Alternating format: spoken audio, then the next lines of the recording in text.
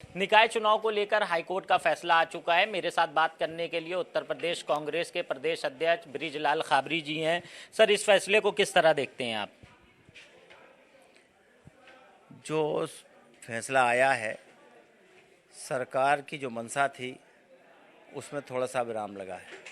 सरकार चाहती थी कि चुनाव कराए जाएं और चुनाव कराने के लिए जिस तरीके से त्रुटिपूर्ण आरक्षण जल्दबाजी में तैयार करके अधिसूचना जारी कर दी, लेकिन उनके ही साथी जब कोर्ट चले गए तो कोर्ट ने ये कह दिया है कि बिना ट्रिपल टेस्ट, बिना आयोग की रिपोर्ट के इनका जो आरक्षण है वो कैसे आपने दे दिया। ये काम करा के फिर इसके बाद पिछड़ों का आरक्षण तय करके चुनाव कराए जाएं। विपक्ष आरोप लगा रहा है कि सरकार आरक्षण नहीं देना चाहती। नहीं तो विपक्ष क्या, मैं खुद कह रहा हूँ कि सरकार पिछड़ों का आरक्षण नहीं देना चाहती है, बिना आरक्षण के चुनाव कराना चाहती है। बस रास्ता उन्होंने कोर्ट का माध्यम खोजा है और अगर वो सीधे ऐसा निर्णय लेते हैं तो पिछड़े उनसे नाराज हो जाते। कोर्ट का बहाना लेकर के वो चुनाव कराना चाहती है और ये जो अभी तक जानकारी में आ रहा है वो ये आ रहा है कि ये चुनाव बिना पिछड़ों के आरक्षण दिए करा लेंगे। अगले चुनाव में उनका आरक्षण तब तक हम आयोग और ट्रिपल टेस्ट करके तैयार करेंगे। तो ये जो सरकार की जो मंशा है ये पिछड़ों के खिलाफ है, पिछड़ों की एक तरीके से अधिकारों की हत्या है। मैं समझता हूँ अगर ऐसा होता है तो कांग्रेस पिछड़ों की लड़ाई लड़ने के लिए सुप्रीम कोर्ट तक जाना होगा तो जाएगी। मुख्यमंत्री खुद कह रहे हैं कि आयोग का गठन किया जाएगा और पूरा जो आरक्षण है उसको लागू करने के बाद ही चुनाव कराया जाएगा। तो ये मुख्यमंत्री जी को आज कैसे याद आई? पिछले 6 साल में क्यों नहीं याद आई कि आयोग बनाना है या ट्रिपल टेस्ट करना है? अभी मध्य प्रदेश में इन्होंने यही काम किया है तो मध्य प्रदेश से भी सबक सीखना चाहिए था।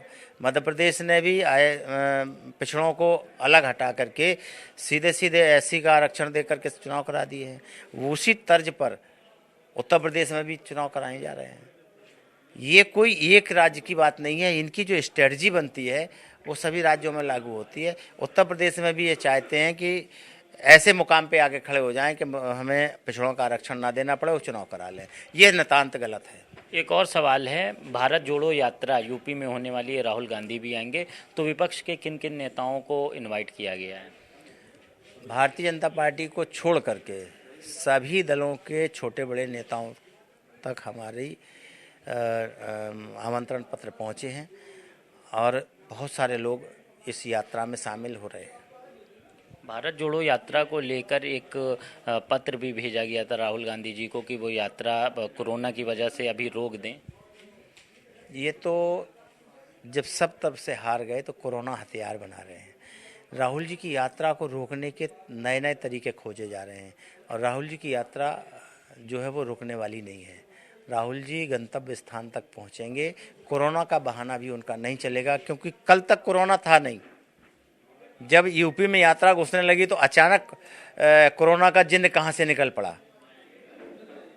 अगर कोरोना फैल रहा है तो फिर आपने देश विदेश की जो फ्लाइटें हैं उनको क्यों नहीं रोक रहे हो? ट्रेनें क्यों नहीं रुक रही हैं? इतनी बड़ी आपत्ति तो है नहीं कि जिसमें हम यात्रा ना कर सकें। आम आदमी यात्रा कर रहा है तो हमारी यात्रा करने पे इनको क्या दिक्कत जा रही है? ये कोरोना एक बहाना है यात्रा को रोकने का, वो रुकने वाली नहीं है।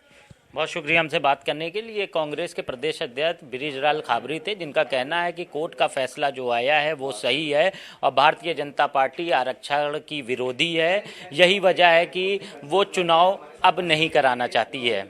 कैमरा पर्सन अरविंद के साथ कफील उर रहमान, भारत समाचार, लखनऊ।